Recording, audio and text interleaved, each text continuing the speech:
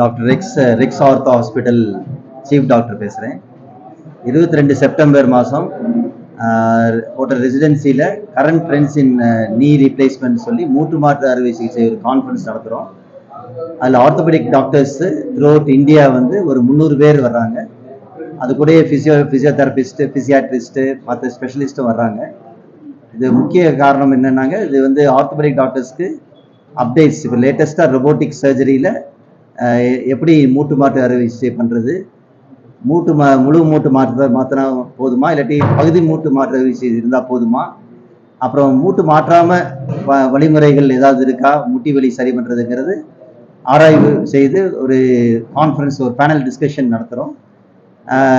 இந்த கான்ஃபரன்ஸ் வந்து Indian orthopaedic அசோசியேஷனும் Tamil Nadu orthopaedic அசோசியேஷனும் சேர்ந்து நடத்துகிறோம் இந்த கான்ஃபரன்ஸை. இதுக்கு வந்து நம்ம தலைமை தாங்கிறது வந்து Tamil Nadu orthopaedic association president doctor Deen Mohammed Ismail சென்னையிலேருந்து வர்றாரு. இதில் முக்கியமானது வந்து ஜூனியர் டாக்டர்ஸ்க்கும் ட்ரைனிங் கொடுக்குற வகையில் ஒர்க் ஷாப் நடத்துகிறோம்.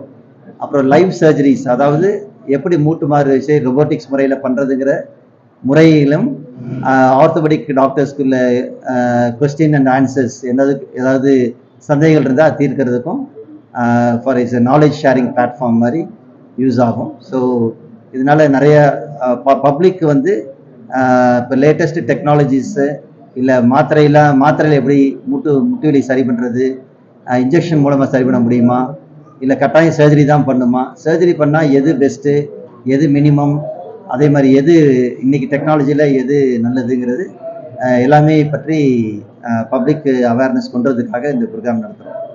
தேங்க்யூ, நன்றி.